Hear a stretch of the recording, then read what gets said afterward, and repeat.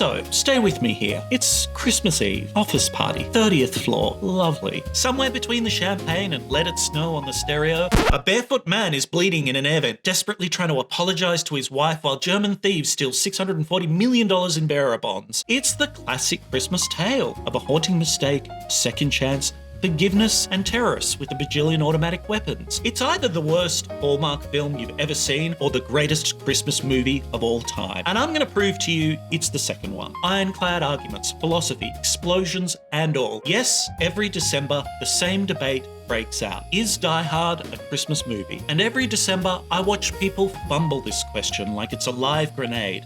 Because philosophers may not agree on much, on what truth actually is, for example, but there's one thing that we can all agree on. Yes, obviously, Die Hard is a Christmas movie. That's not even the interesting question. The interesting question is whether it's the greatest Christmas movie ever made. And I think it is. And I'm a philosopher. I do arguments for a living. So I'm going full academic sledgehammer on the holiday canon.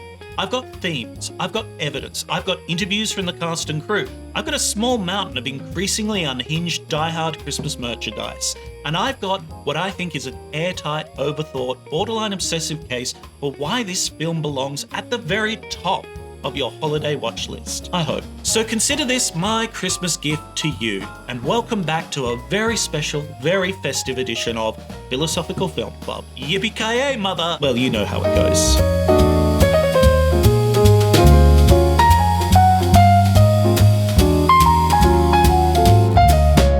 Before we get into the arguments, we should remind ourselves of what actually happens in Die Hard, because if we're going to claim that this is the greatest Christmas movie ever made, we should probably remember the story.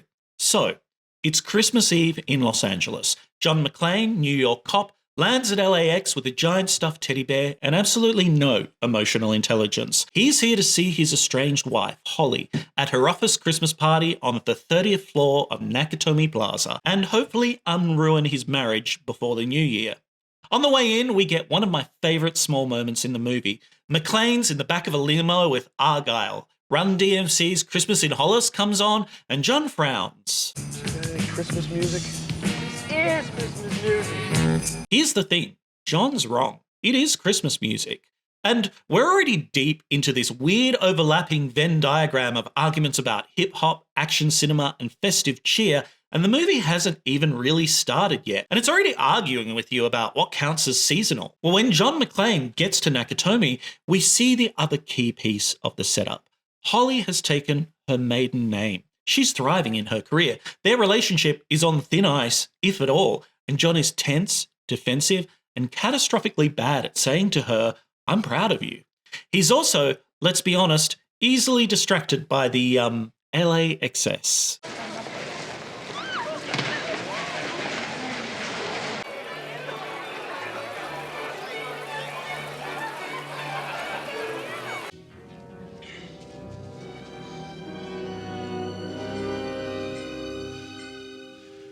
Now, this film is very 1998 about attractive women, but McClane's still the guy who flew across the country with a ridiculous teddy bear because, under all of the macho posturing, he genuinely wants to mend things.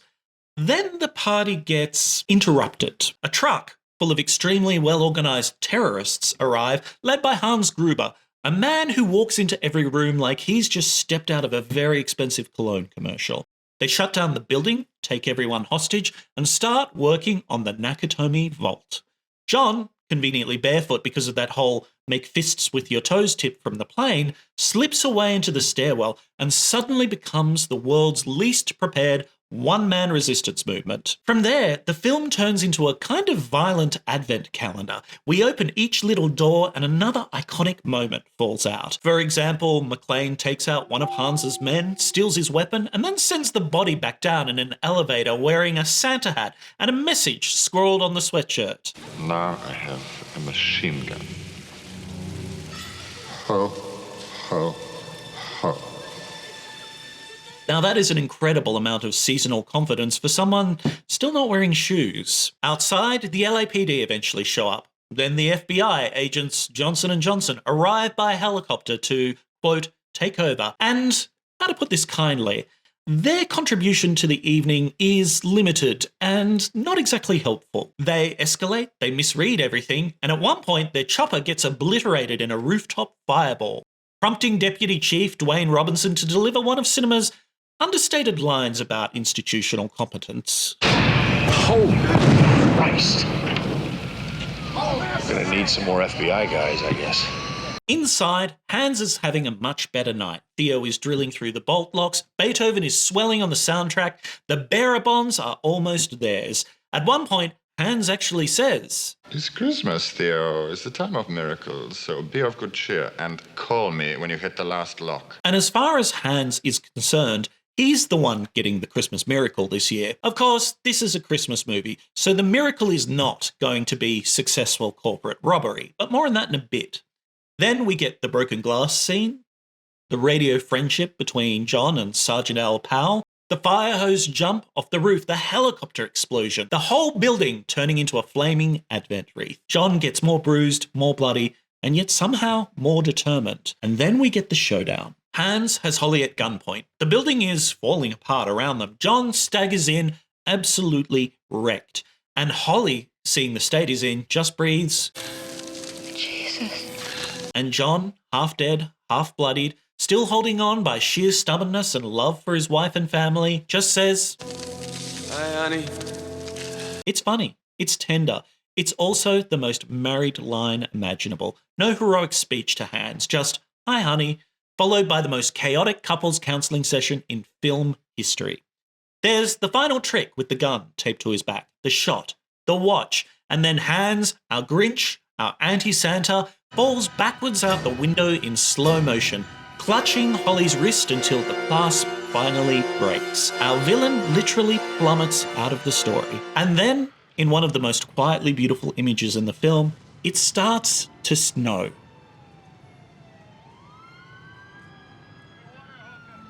Not actual snow, of course. This is Los Angeles. It's the shredded bearer bonds from the Nakatomi Vault, drifting through the night sky like confetti. Hundreds of millions of dollars in corporate value turned into festive weather. 1,000 little white rectangles falling over the police cars and news vans in the world's most expensive snow machine. John and Holly walk out together, reconciled, if not quite fixed yet. Powell finds the courage to fire his weapon again, saving John from one last surprise. Argyle smashes the limo through the gate to pick them up, and as they drive away, shell-shocked and alive, Argyle sums up the whole evening in one line. This is their idea of Christmas. I gotta be there for New Year's.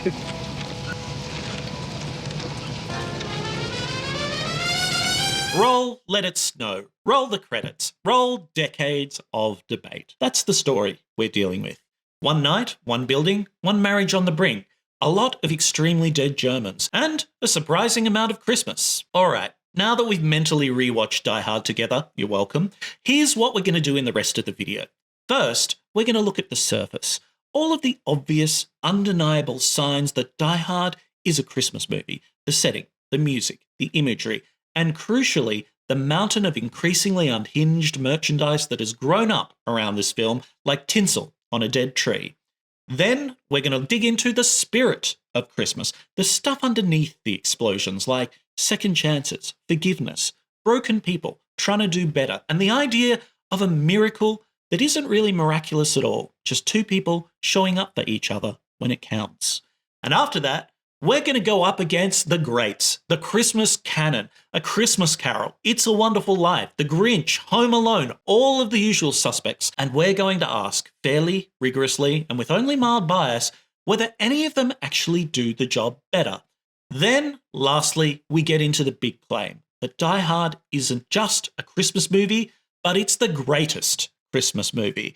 And we back it up with actual arguments, not just vibes, not just Alan Rickman's cheekbones, real overthought, slightly unhinged reasoning. And finally, we end with the fun stuff, the trivia, the traditions, the ugly sweaters, the falling hands advent calendars, and why all of this ridiculous, low-stakes nonsense actually matters, especially during a season that can be, let's be honest, kind of a lot. So, we've got our story, we've got our stakes, we've got our villain falling out of a building in slow motion.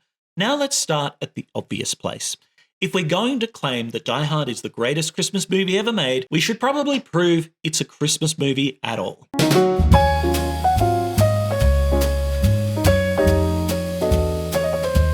And this is the bit that really shouldn't be hard. Is Die Hard a Christmas movie? On the face of it, this is almost embarrassingly straightforward. The entire film takes place on Christmas Eve, not around the holidays, not vaguely winter adjacent. It is explicitly, textually, aggressively Christmas Eve, and an office party in a skyscraper decorated like a department store had a nervous breakdown. There are trees, there's fairy lights, there's champagne, there's cocaine, there's terrible office flirting, and a corpse in a Santa hat with "Now I have a machine gun, ho ho ho," scrawled across his chest. That is not subtle. That's one coked up movie grabbing you by the shoulders and screaming "Season's greetings" directly into your face. The soundtrack knows what it's doing too. Even when no one's being shot at, Christmas songs drift through the background. Sergeant Powell buying Twinkies while "Let It Snow" plays on the radio, for example. Sleigh bells woven into Michael Kamen's great score. Beethoven's Ode to Joy showing up like the world's most ominous holiday ringtone. By the time the credits roll and Let It Snow kicks in properly, while the shredded bearer bonds flutter down over the ruins of Nakatomi Plaza like the world's most expensive snowfall, it's hard to argue that the film hasn't been wrapping itself in the season from the very beginning. So if all we're asking is, does this look and sound like a Christmas movie? The answer is yes. Overwhelmingly yes. If Die Hard doesn't count, then a lot of cozy Hallmark films with one sad tree in the background are going to have to hand in their Christmas badges immediately. And the people who actually made the thing are mostly on the same page too. Screenwriter Stephen E. D'Souza has said that he's been asked this question approximately 10,000 times, and at this point, he's pretty definitive. Someone once asked him online whether Die Hard is a Christmas movie, and he replied, yes, because the studio rejected the Purim draft, which is both a joke, and underneath that, a pretty firm yes. Now I think about it though, that would have made a great sequel. If only Holly were Jewish, we could have had Die Hard 2, The Miracle of the Lights, 8 nights, 8 terrorists, 1 very tired cop. Director John McTiernan has been a bit more reflective. He said they didn't start out to make a Christmas movie in capital letters, they set out to make a really good action film.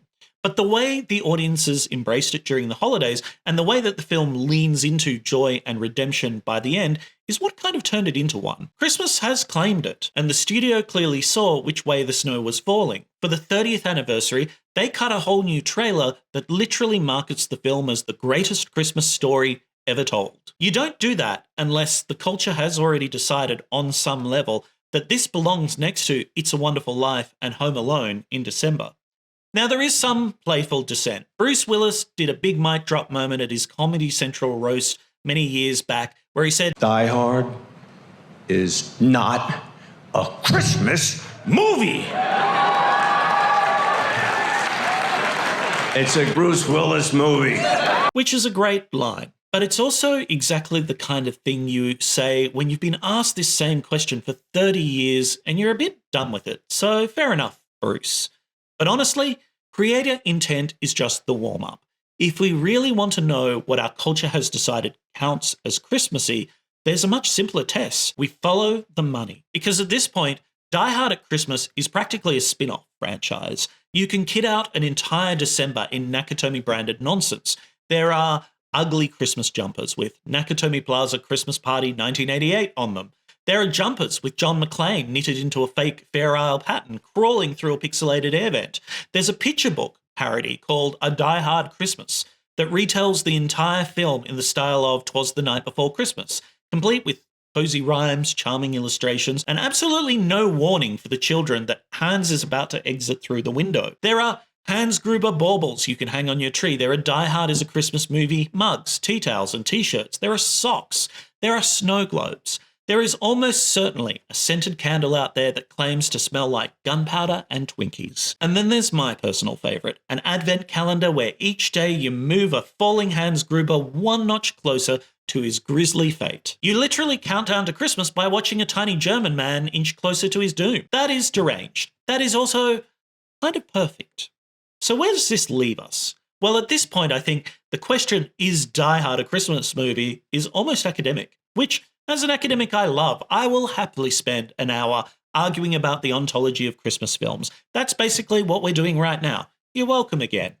But for most people, the existence of that merch, that's the answer. If you're hanging Hans Gruber on your tree, if your December tradition involves unboxing tiny Die-Hard trinkets on the way to the 25th, if your Christmas jumper has a machine gun on it, then Die-Hard has already become a part of how you do Christmas. The culture has quietly voted with its wallet, and the wallet has said yes. And speaking of late-stage capitalism, if you're enjoying this, and if you ever thought, I wish somebody would apply an unreasonable amount of philosophical rigour to a film where a man throws another man off a building, then please consider liking, hyping, and hitting that subscribe button.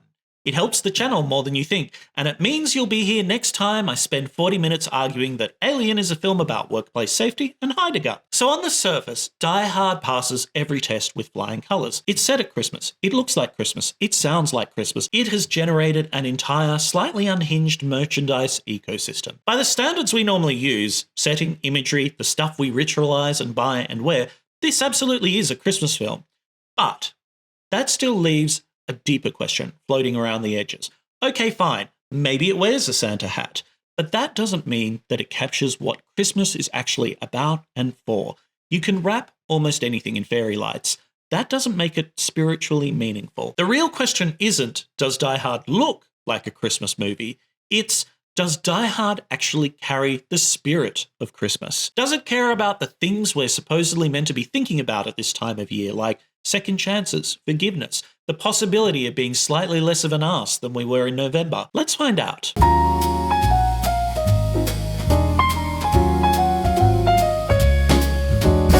So we've established that Die Hard looks and sounds like a Christmas movie. It's got the trees, the lights, the music, the party, the corpse in a Santa hat. On the surface level, it's doing Christmas cosplay extremely well. But Christmas isn't just shiny tinsel. If it were, every shopping centre in November would count as a religious experience. And I've been to those shopping centres. They do not. So the real question is, what is Die Hard actually about? And does that line up with the stuff we claim Christmas is about? Because once you strip away the explosions, Die Hard is not about one cool guy kills a dozen terrorists. It's about one very flawed man on the worst night of his life, finally understanding how badly he's hurt the people he loves and getting one more shot to do better. That's already sounding suspiciously like a Christmas story. But for me, the emotional centre of the film isn't Hans falling off the building or John jumping off the roof with a fire hose. It's John in the bathroom. He's barefoot. He's bleeding, picking shards of glass out of his feet, talking to Sergeant Al Powell on the radio. This is as broken as we've ever seen him. He's got no swagger, no quips. He's just a man who's finally realised that this might be it. And what he wants in that moment is not to go out in a blaze of glory. What he wants is to apologise. He asks Al to find Holly if he doesn't make it and tell her, Told her it took me a while to figure out what a jerk I've been. But, that when things started to pan out for her, I should have been more supportive. And, I just should have been behind her more. Oh, shit. Tell her that she's the best thing that ever happened to a bum like me. She's heard me say I love you 1,000 times. She never heard me say I'm sorry. And I want you to tell her that, Al. I want you to tell her that John said that he was sorry. Okay? You got that, man? Yeah, I got it, John. that's the confession. That's the penny dropping. He finally understands that love was never the problem. His pride was. He could never admit that he was wrong, never meet Holly where she actually was, never step down from being the big New York cop long enough to say, sorry, honey, I screwed this up. He even accidentally reignites that same argument over again in the opening scenes of the movie. He's bad at this. Instead, the film is doing something quietly elegant here. As John is physically being stripped down, no shoes, no backup, no illusion of invincibility, he's also being emotionally stripped down. There's nothing left between him and the truth about himself. Bullet wounds are one thing, but I never told her I'm sorry. That's the real injury. That's a very Christmas kind of vulnerability. Not the cozy Instagram version with the matching pajamas and the hot chocolate and marshmallows. Don't forget the marshmallows. The very real kind. The maybe I've been the asshole version. And then there's Al, the secret heart of the film, because Al Powell is one of the great stealth characters of action cinema. He starts as mild comic relief, buying Twinkies, humming along to Christmas music. He's chatting on the radio like it's a late night call-in show. He's easy to underestimate. But then he tells John why he's not on the street anymore. When he went on patrol on the darkest night, he shot a kid holding a toy gun. Thought it was real, but it wasn't. Didn't even know that it was a kid. And ever since, he's been carrying that guilt around with him. He says, You know, when you're a rookie, they can teach you everything about being a cop except how to live with a mistake. Anyway, I just couldn't bring myself to draw my gun on anybody again. Sorry, man. That's his whole life now. Not, I made an error in judgment, not there was an incident, but I shot an innocent kid. It's heavy. And he hasn't drawn his weapon ever since. He can't bring himself to risk being in that position again. His entire identity is frozen inside that one moment. And so now we've got two men.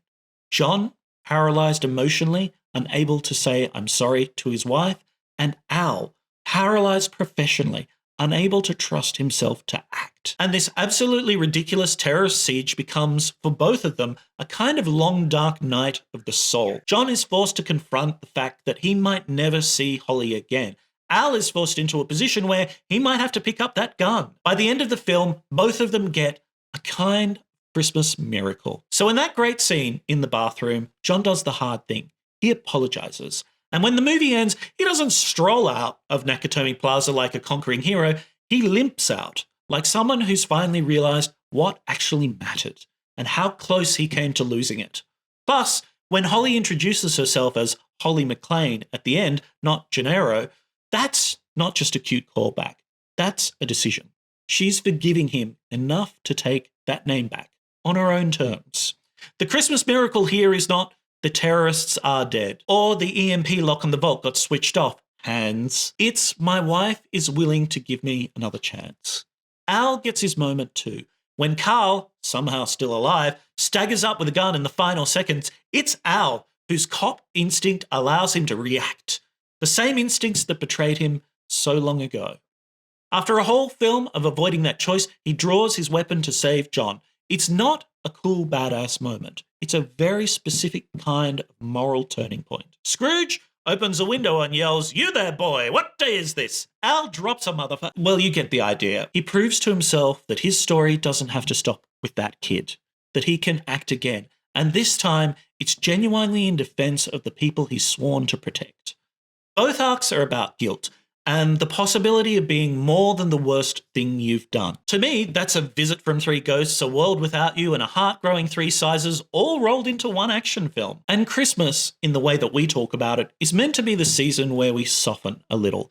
We call the sibling we fell out with. We let the annoying uncle say his thing and don't explode at the table. We try, in a very flawed and very human way, to forgive each other for the year. Die Hard is weirdly sincere about that. Underneath all the blood and broken glass. You see, John and Holly, they don't magically reset because he killed some guys. The film is pretty clear. If he doesn't deal with his pride, their marriage is still doomed. The redemption isn't he saved her from the terrorists. It's he finally understood and said what he should have said months ago. The action plot creates the crisis, but the emotional plot is what actually resolves it. And Al, he has to forgive himself. No one else in the film is blaming him. He's the one still carrying around the verdict. That final shot he fires isn't just about stopping Carl. It's about rewriting in his own mind what it means to be a good cop again. And that's where the film gets smart. It does not go all in on indiscriminate forgiveness. Nobody forgives Hans Gruber, nor should they. Hans is a dick at the start of the film and he's still a dick at the end of it. He lies, he murders hostages, he tries to blow up the roof, hostages and all. He shows no redemption or regret, and he plans to disappear with $640 million. There is no late change of heart, no tearful confession. He does not earn a second chance. The appropriate amount of forgiveness for Hans Gruber is 0, and he gets exactly that, plus gravity. This matters. It stops the film from being the kind of cheap morality tale where everyone is redeemed just because it's December. To me, Die Hard is more precise than that. Some people embrace the possibility of change, and the guy that does the opposite, he gets the 30-floor drop, which actually feels a lot more honest than the kind of Christmas movie where the villain suddenly reforms because the runtime is nearly over. Then there's also the whole Christmas miracle thread. We saw Hans use that language earlier, smugly and villainously. For him, the miracle of Christmas is the vault opening on schedule and his plan coming together. He wants a selfish miracle, the universe bending itself around his desire to get away with it. And that's exactly the kind of miracle that does not fly at Christmas time, at least not in any story we actually find moving at Christmas. The miracles that land in the film are much smaller and much more human. John doesn't suddenly become a different person.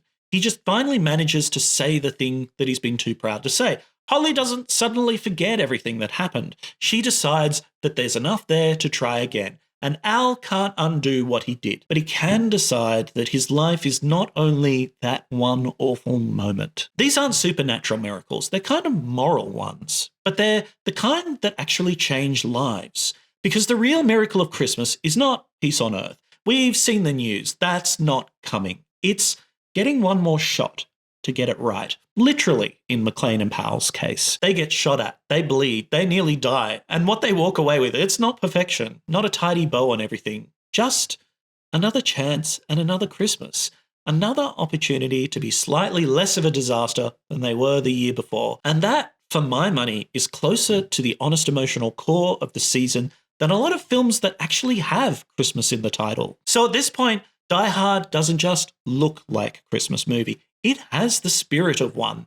Under the bullets and the broken glass, it's wrestling with guilt, responsibility, forgiveness, and the possibility of not being defined entirely by your mistakes. Which means the next step is obvious. If this noisy, profane, barefoot action film is doing the moral and emotional work of Christmas this well, what happens when we line it up against the official canon of Christmas classics and start comparing? Let's talk about the competition.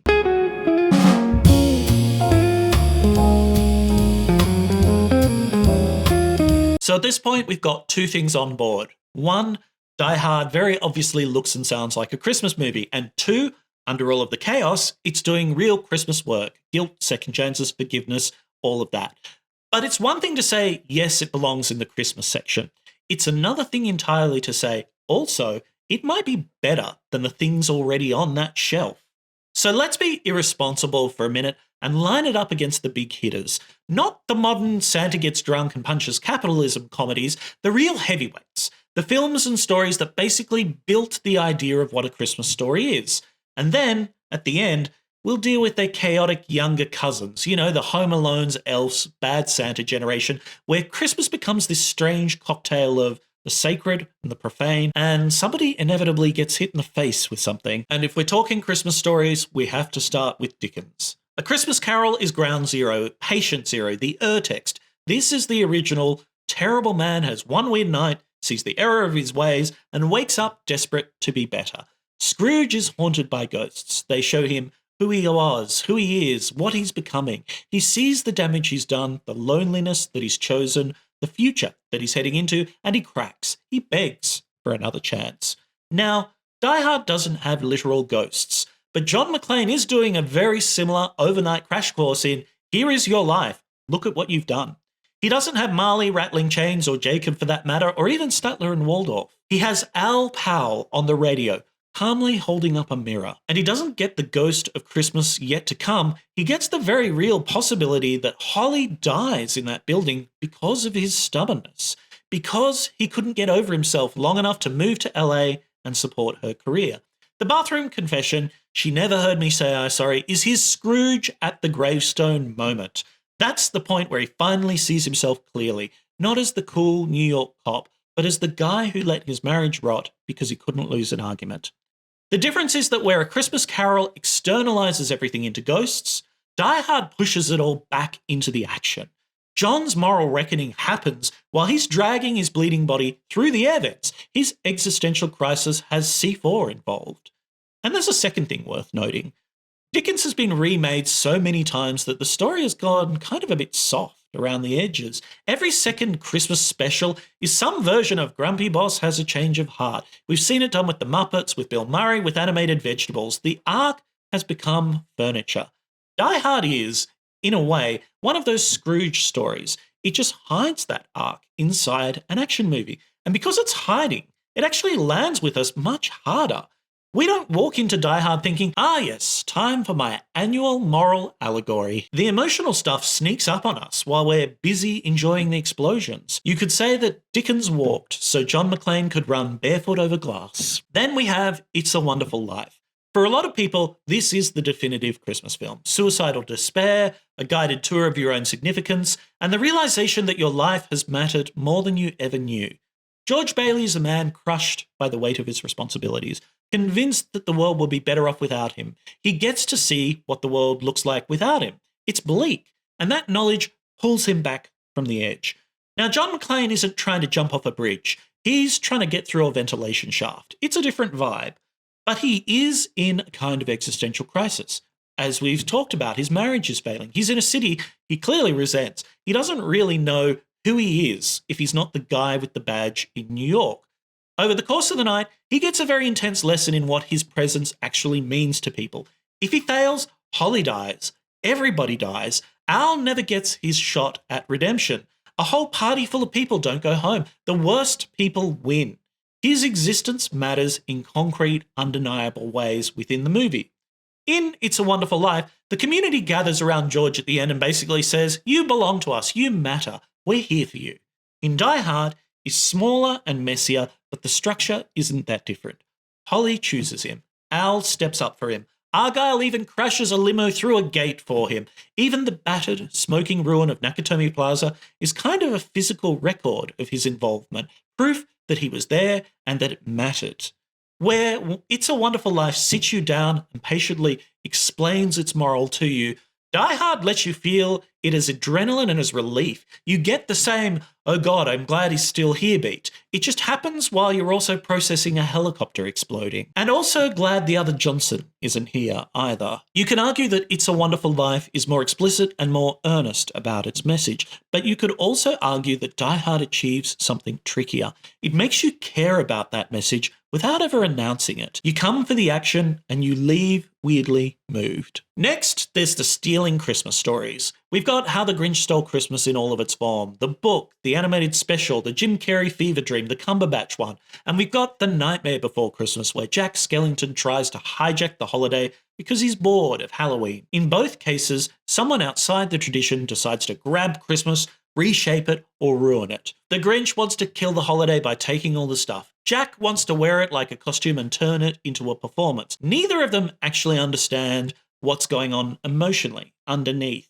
Hans Gruber is very much the Grinch of Die Hard.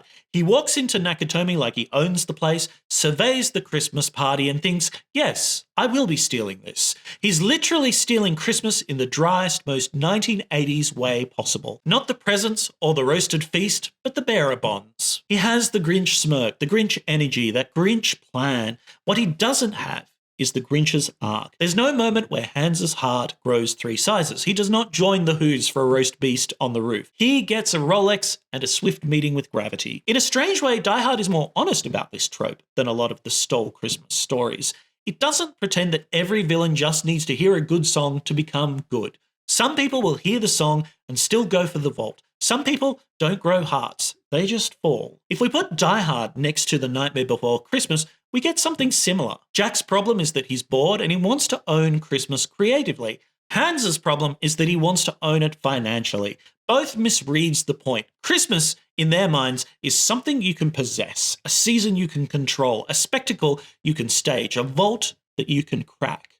McClane, in all of his very human, very flawed glory, is a corrective to that. He's not trying to grab Christmas. He's trying to salvage something inside of it.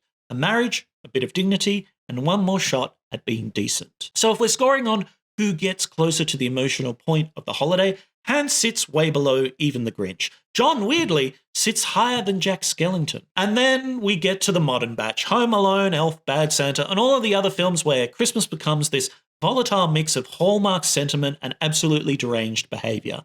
Part of what's happened, I think, in the last few decades is that Christmas stories have learned that they can't be pure sugar all the way through. We want a little chaos in the mix. We want something messy, a bit rude, slightly violent, to sit next to the carols and the snow. Home Alone is basically a cartoon about violence. A neglected child sets up elaborate traps and absolutely wrecks two burglars. It's funny because it's mostly bloodless and because the burglars are idiots. There's technically a sentimental spine, the mum racing home, the lonely neighbour finding connection, but the bits everybody remembers are the paint cans and the iron and the aftershave scream.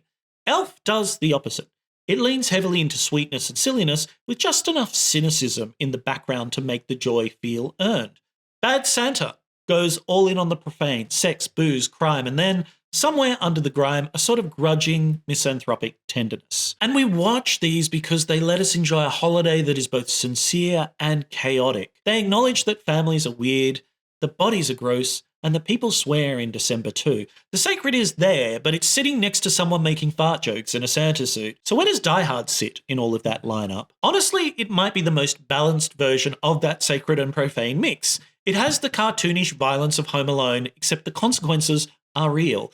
It has the earnest core of Elf, except no one is wearing tights. It has the cynicism of Bad Santa, but aimed outward at institutions and corporations rather than just wallowing in misery. And structurally, Die Hard really is just Home Alone for adults. Think about it. A guy isolated in a big fancy building. Bad people break in. He knows the terrain better than they do. He improvises weapons out of whatever's lying around. He uses the building itself as a trap. He talks to himself a lot. Now sure, if you swapped Kevin McAllister for John McClane, the film would be over in about 10 minutes and a child would be dead. And if you swapped John for Kevin, that film would have a very different classification. But you get the idea. So what Home Alone does as slapstick, which is the fantasy of an absolute consequence-free comeuppance, Die Hard does as something closer to catharsis. The violence has weight, the damage is real, but the emotional shape is familiar. Evil turns up, tries to ruin the holiday, gets outsmarted by someone they underestimated. Meanwhile, the sacred part, the bit about love and family and trying again, is all doing its work quietly underneath. In other words, I think that Die Hard manages to give us what these modern films are clearly chasing. The joy of watching the bad guys get exactly what they deserve, the silliness and shock and the adrenaline, and the feeling that something genuinely good has been preserved in the middle of all of that chaos. So, how does our scruffy little action film stack up against the canon? Well, with Dickens, it shares the overnight moral reckoning. With Capra, it shares the your life actually matters revelation. With the Grinch and Jack Skellington, it wrestles with people trying to steal or hollow out Christmas and refuses to let them off easy. And with Home Alone and its descendants, it leans into the guilty pleasure of festive violence and bad behaviour next to the tree. The difference, I'd suggest, is that Die Hard folds all of these strands together without announcing what it's doing. It's the Christmas movie for people who claim they don't like Christmas movies. And then they find themselves weirdly moved by a man in a filthy vest saying, "I'm sorry," into a walkie-talkie. So at this point, the question isn't, does Die Hard belong in the Christmas canon? It clearly does.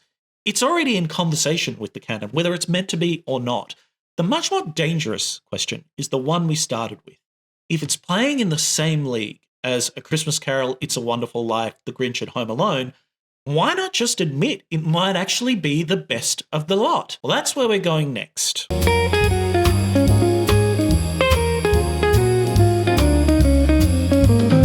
So here we are. We've shown that Die Hard is absolutely a Christmas movie. We've shown that underneath the chaos, it's doing the emotional work of Christmas. Guilt, forgiveness, second chances, better than a lot of films that actually advertise themselves as wholesome Christmas films. Now we need to do the slightly shameless thing and ask, why this one? Why would Die Hard be the greatest Christmas movie? I think there are two reasons. The first is, it's just a great film. The second is, it's become a joyful, ridiculous tradition, and that matters more than we might like to admit. So let's take the first one. Most Christmas films are, let's admit it, comfort food. They're fine. They do their job. You put them on while you wrap your presents or slowly lose consciousness in a chair with a tipple or two.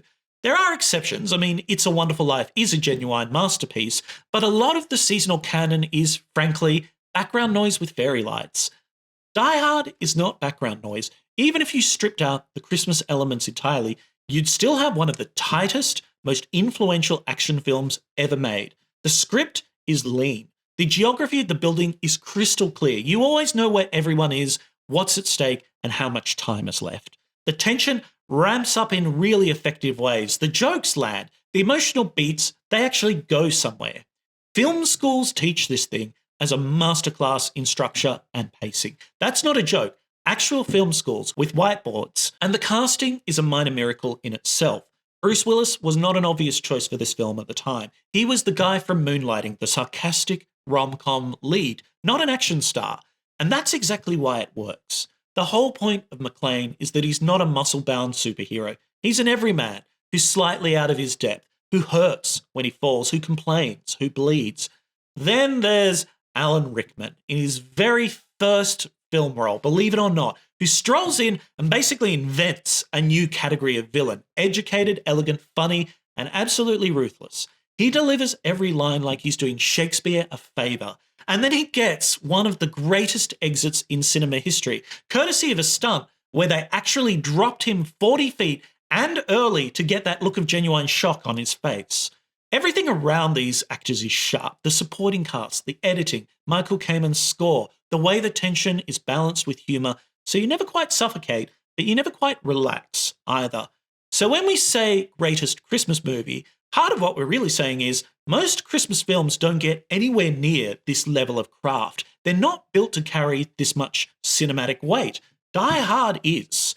And that means when it decides to smuggle in a story about guilt and forgiveness and second chances, it has the cinematic muscle to actually make it stick. Then there's the second reason, the way Die Hard has become a tradition. Because Christmas isn't just about content.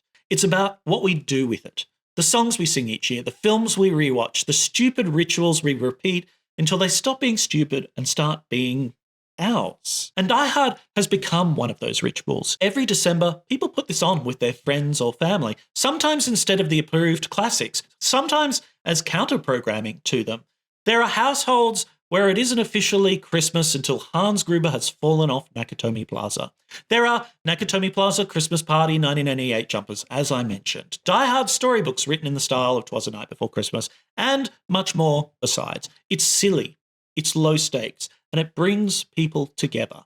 That's not nothing, especially when you remember that this season can be heavy.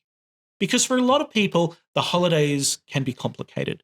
Family tensions, loss, grief, money stress, loneliness, the pressure to feel something that maybe you're not actually feeling. All of that is in the room, right next to the pudding and the crackers and the playlist you've heard 900 times. The approved Christmas canon often leans hard into the sentiment. It assumes that we can all just sit there and feel uncomplicated warmth for 2 hours. And sometimes we can, but sometimes we can't. Sometimes the wholesome stuff feels like pressure rather than release. So Die Hard gives us this in a different way.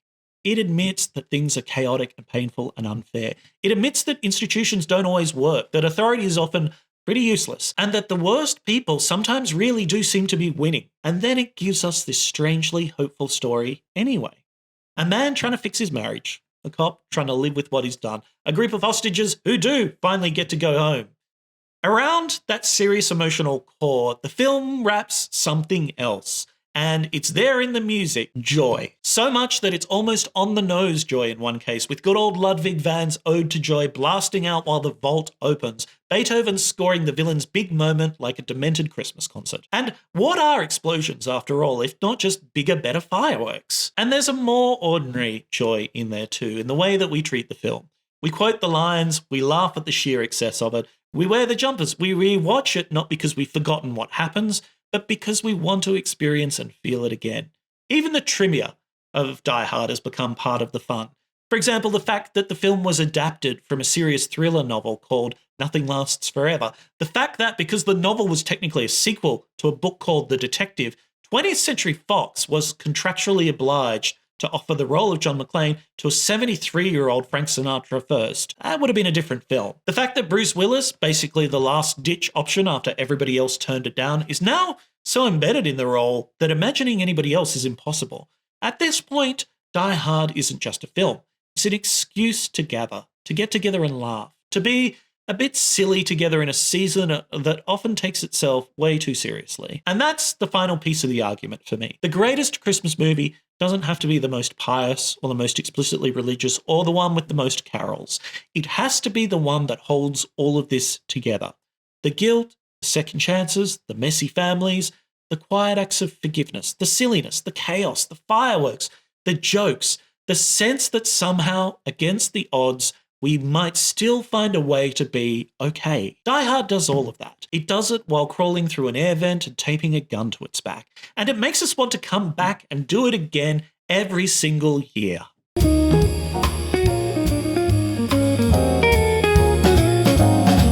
So where have we ended up? We started with a silly question that the internet has basically turned into a blood sport. And we did the very unserious but very philosophical thing of taking it extremely seriously. Now, we might not have referenced much philosophy, but we have done the work. Most of all, philosophy is the art of arguing well and of distilling things down to their core truths.